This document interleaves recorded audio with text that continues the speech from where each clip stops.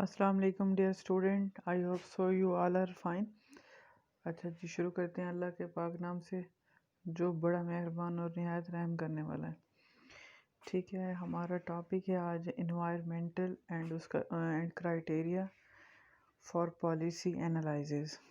ٹھیک ہے، تو اس کے حوالے سے اب ہم اسٹڈی کرتے ہیں، ریڈ آؤٹ کرتے ہیں یہ، اور آپ کے پاس یہ مٹیریل آلریڈی اویلیبل ہے۔ انوائرمنٹ پالیسی ہے کیا؟ Laws regulation. Environment policy is the commitment of an organisation اور گورنمنٹ، مطلب کہ کوئی آرگنائزیشن کمنٹ کرتی ہے یا گورنمنٹ کے آرڈر کے مطابق کوئی ہم پالیسیز میکینزم کنسرن کرتے ہیں، تو یہ ہے انوائرمنٹ کو کنٹرول کرنے کے لیے یہ پالیسی ریکمینڈ کی جاتی ہے، ریکیوز کی جاتی ہے۔ انوائرمنٹ پالیسی انالائزز کیا ہے اس کا؟ Is intended to present the environmental and social impact of policies in the hope the better decision will result when people have better information on which to base those decisions۔ اب اس کا criteria اب ہم دیکھتے ہیں کہ مطلب کہ پہلے اوپر والے پیراگراف کو سمجھ لیتے ہیں کہ انوائرمنٹ پالیسی انالائزز ہے کیا، کہ جو آپ کی پریزنٹ کنڈیشن ہے اس کو مزید بہتر کرنے کے لیے جو سوٹیبل ڈیسیجن لیے جاتے ہیں، جو اس کا رزلٹ آتا ہے، تو اس حوالے سے اس کی پالیسی کو بنایا جاتا ہے۔ اب اس کا کرائٹیریا کیا ہے؟ فرسٹ آف آل ہے اس کی کاسٹ افیکٹونیس ہونی چاہیے۔ کاسٹ اگر ہم لگا رہے ہیں تو اس کی افیکشن بھی ہونی چاہیے، اس کا بینیفٹ بھی ہونا چاہیے۔ رسک اگر ہم لیتے ہیں انوائرمنٹ کو سیٹ کرنے پہ تو وہ بھی ہم نے اپنے ذہن میں رکھنا ہوتا ہے۔ پھر انسرٹینٹی کو بھی دیکھنا ہوتا ہے کہ کچھ چیز ہم سرٹینٹی میں کرتے ہیں اور کچھ انسرٹینٹی میں کرتے ہیں۔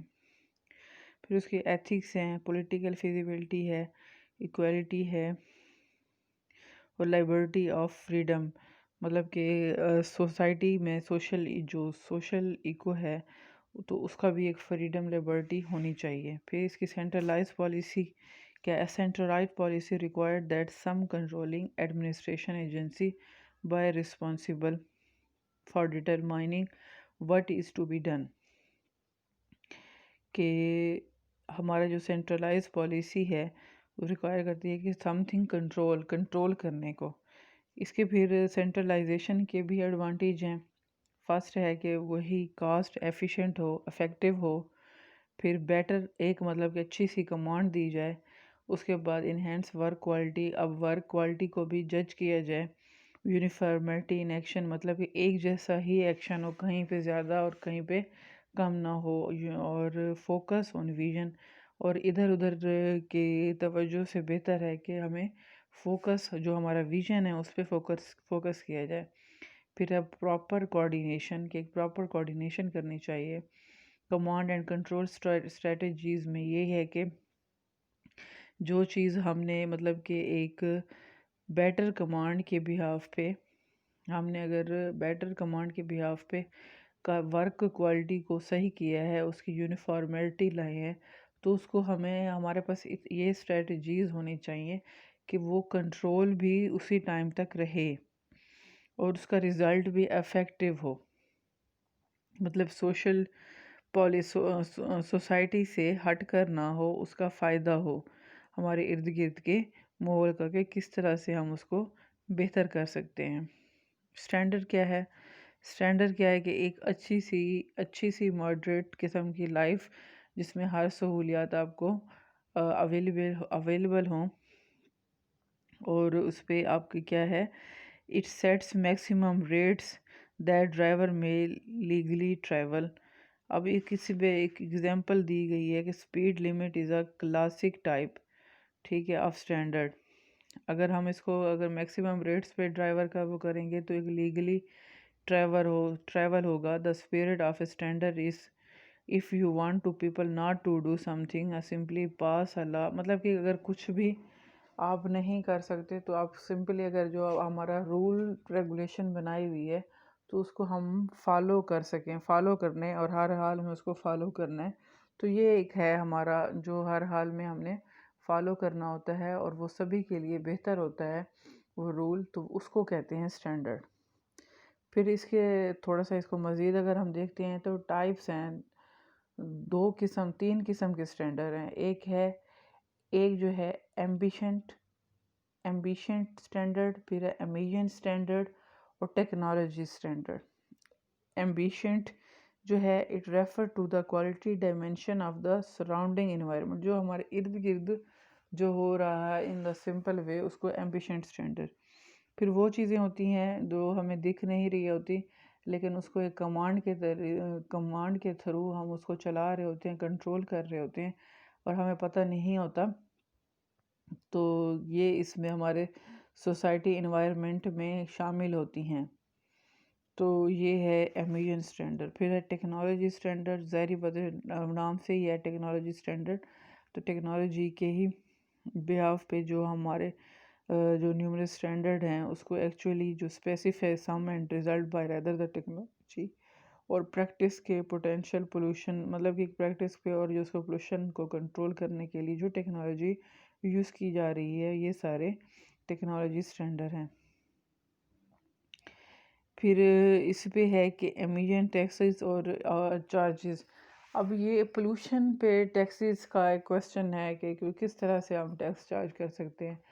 یہ اس کو ایک آسان طریقے سے یوں سمجھا جائے جیسے کہ کچھ گاڑیاں جیسے پرانی ہو چکی ہوتی ہیں یا خراب ہوتی ہیں، ان کا ٹیکنیکل ایشو ہوتا ہے، تو ڈیولپ کنٹریز میں یا ہمارے ڈیولپ سٹیز میں جو دھواں زیادہ چھوڑتے ہیں، مطلب پولوٹیڈ کرتی ہیں، تو وہ ان کو کچھ ایسے ایریا ہیں جو ہمارے بگ سٹیز میں شامل ہوتے ہیں، جیسے لاہور، اسلام آباد، کراچی، تو ادھر وہ گاڑیاں چلانا الاؤڈ نہیں ہے کیونکہ وہ انوائرمنٹ کو بہت زیادہ پولوٹیڈ کرتی ہیں۔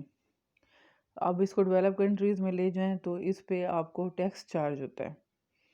اگر اس طرح کی گاڑیوں آپ چلائیں گے، لیں گے، تو اس پہ آپ کا ٹیکس چارج ہوتا ہے، آپ کو اس حوالے سے ہر حال میں پے کرنا ہوتا ہے۔ پھر ہے emission subsidy. We instituted a subsidy on emission reduction. Here a public authority would pay a polluter certain amount per ton of emission for every ton it is reduced. اب یہ کیا چیز ہے کہ اگر ہم کسی چیز کی پروڈکشن کر رہے ہیں اور وہ ایریا بھی ہمارا فل کنجکشن مینس کے پیپلز بہت زیادہ ہیں، تو اس پہ ہمارا کیا ہے کہ کتنے ٹن پروڈکشن پہ ہم کتنا ایریا کو پولوٹیڈ کر رہے ہیں، چاہے وہ زیادہ ہے جہاں پہ پاپولیشن، چاہے وہاں پہ کم ہے۔ اس چیز کو کیا کہتے ہیں؟ امیجن سروس، جو ہمیں پتہ بھی نہیں ہے کہ ہم ماحول سے ہم کیسے پولوٹیڈ ہو رہے ہیں۔ پھر اس کے ٹیکس بینیفٹ، ظاہری بات ہے جو اس کے ٹائپس ہیں ریلیٹڈ سبسڈیز کے، ٹیکس بینیفٹ بھی ہیں، تو اس وجہ سے سب سے بڑا ٹیکس بینیفٹ یہ ہے کہ وہ کم کرنے کی کوشش کریں گے، جو ہمارا انوائرمنٹ ہے وہ پولوشن سے کنٹرول ہو جائے گا۔ ریڈیوس انوائرمنٹل فائن، اس حوالے سے فائن سے بچنے کے لیے بھی ہم لوگ اپنی کوشش کرتے ہیں کہ فریش رکھیں اپنے انوائرمنٹ کو۔